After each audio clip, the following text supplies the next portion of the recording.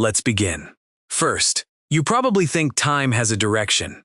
You believe the universe has a built-in forward, and that every moment is being pushed from the past into the future by the laws of physics themselves.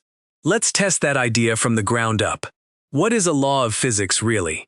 It is just a rule that tells you how things move and change. If you know where a ball is and how fast it is going, the rule tells you where it will be next. These rules are written as equations, and that word just means a precise relationship, like a recipe that always gives the same result. Now here is the test that matters. In every one of these equations, there is a symbol for time. So take any of the deepest rules we have. Newton's rule for how objects move, Einstein's rule for gravity, the rules for light and electricity, and do one thing. Wherever time moves forward in the equation, flip it, and let time run backward instead. Watch what happens. Nothing breaks. The equation is still perfectly valid. A film of a planet orbiting the sun, played in reverse, still obeys every law of physics exactly. The reversed version is just as legal as the forward one. Sit with how strange that is. If the laws themselves contained a forward, then running them backward should produce nonsense. It doesn't. So the forward is not in the laws. Here is the fact. The fundamental laws of physics have no direction of time built into them. The deepest rulebook of the universe genuinely cannot tell the past from the future. The forwardness you feel so strongly is not coming from the laws. So where is it coming from? That question is the rest of this video. Second, you probably think nature treats both directions of time perfectly equally. If the laws have no forward, then surely forward and backward must be flawless mirror images. Almost. But not quite. To see the crack, you need one idea. Everything in the universe is made of particles, and every particle has a kind of opposite called antimatter. Same particle, opposite charge. Think of it as a mirror version of ordinary matter. For a long time, physicists assumed nature treated matter and its antimatter mirror image identically. No favorites. Back in 1964, two physicists named James Cronin and Fitch decided to actually check, using tiny, short-lived particles called kaons. They expected to find perfect balance. They didn't. They found a tiny imbalance, a whisper-thin crack where nature very slightly favors matter over its mirror image. The discovery was so important, they were awarded the Nobel Prize for it, though not until 1980, 16 years later. Now here is why this touches time. There is a deep and heavily tested principle in physics called CPT symmetry. In plain terms, it links three mirrors together: the matter-antimatter mirror, the left-right mirror, and the past-future mirror, the one that flips time. The principle says that if you flip all three at once, nature must look the same. And that has a consequence. If nature very slightly breaks the matter-antimatter mirror, then to keep the whole thing balanced, it must also very slightly break the past-future mirror. The two are tied together. Here is the fact. Nature is not perfectly even-handed about the direction of time. There is one tiny, proven crack where the universe itself quietly leans one way. It is far too small to explain why your coffee cools or why you age. But it is real, and it deepens the mystery rather than solving it. Third, you probably think some law forces time forward. You imagine something out there commanding order to fall apart, pushing decay and aging along like an engine. There is no such engine. It is just odds. Let's build this from nothing. Imagine a fresh deck of cards in perfect order, all the suits in sequence. Now shuffle it. It turns into a jumble. Shuffle a jumbled deck, and it stays a jumble. You will never, ever shuffle it back into perfect order by chance. Why not? Here is the reason, and it is the whole secret. There is only one arrangement that counts as perfect order, but there are billions upon billions of arrangements that count as a jumble. So when you shuffle, you almost certainly land on a jumble, simply because there are vastly more of them. It is not a force. It is counting. In the 1870s, a scientist named Ludwig Boltzmann realized this same counting explains nearly everything about time. A drop of ink spreads through water and never gathers back, because there are countless ways for the ink to be spread out, and almost none for it to sit in a single drop. Heat flows from hot to cold for the same reason. Physicists gave this idea a name. They call the amount of jumble entropy. Entropy is simply a measure of how many ways a thing can be arranged. Low entropy means few arrangements, like the ordered deck. High entropy means a staggering number, like the jumble. And the rule that entropy tends to increase has a name too.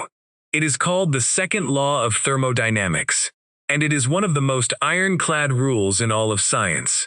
Here is the fact. Nothing is pushing you into the future. Forward in time simply means toward the more probable arrangement, toward more jumble, toward higher entropy. You are not being shoved down a road. You are sliding toward where almost all the possibilities already are.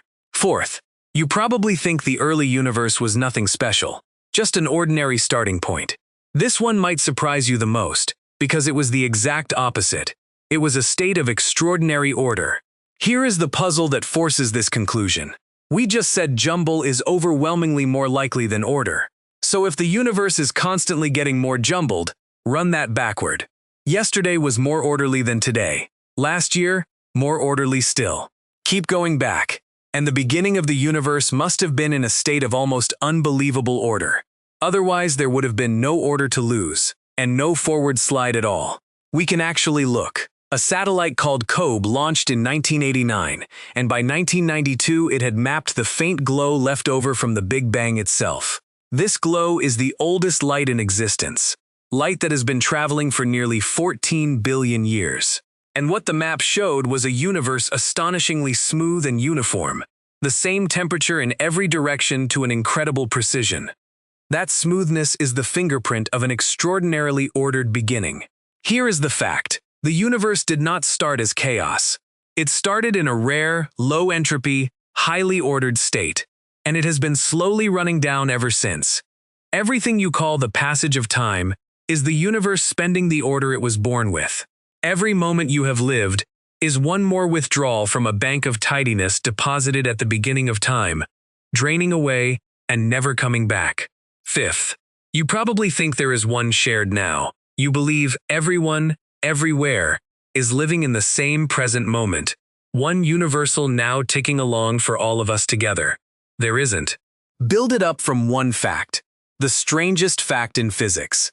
The speed of light is the same for everyone, no matter how they are moving. Chase a beam of light at enormous speed, and it still races away from you at exactly the same speed as if you stood still. This is measured, not assumed. In 1905, a young patent clerk named Albert Einstein took that fact seriously and followed it to its conclusion. Picture two people, one standing on a platform, one on a fast-moving train, and two flashes of light, one ahead, one behind. Because light travels at a fixed speed for both of them, but they are moving differently relative to those flashes, they genuinely disagree about whether the flashes happened at the same time. The person on the platform says they were simultaneous. The person on the train says one came first. Neither is mistaken.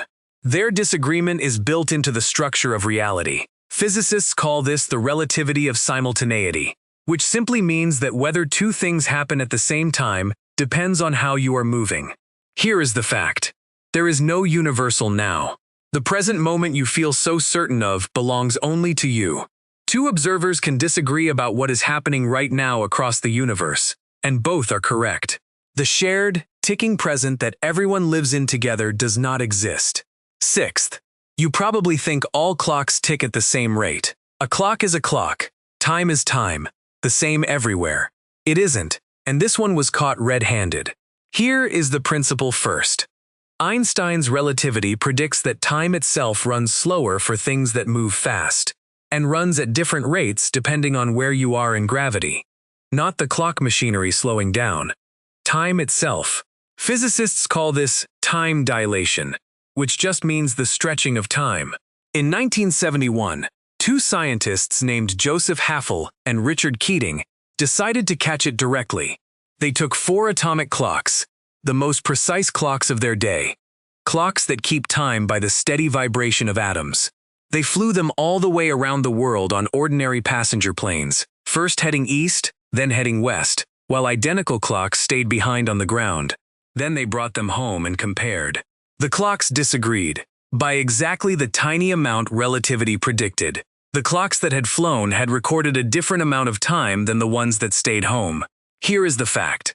Time genuinely runs at different rates for people moving differently. This is not theory. You rely on it every single day. The GPS in your phone talks to satellites whose clocks tick at a different rate than yours, and engineers must constantly correct for it. Without that correction, your maps would drift off by miles within a single day. Time is not the same for everyone, and your phone proves it every time you use it. Seventh, and this is the one that should really get you. You probably think time bending is exotic, something that only happens near black holes or at impossible speeds. Not here. Not in your kitchen. Wrong. We just saw that gravity affects time. Here is the part nobody feels in their bones. The higher you are, the weaker gravity is, and the faster time runs. So your head, slightly farther from the Earth, is running slightly faster than your feet. The only question is whether anyone could ever measure something so absurdly tiny. In 2010, scientists at the National Institute of Standards and Technology did exactly that. They built two of the most precise clocks ever made, each one keeping time by a single aluminum ion, an atom so steady it would not gain or lose a second in billions of years. Then they raised just one clock by about a single foot, 1 foot higher than the other. And the higher clock ticked faster.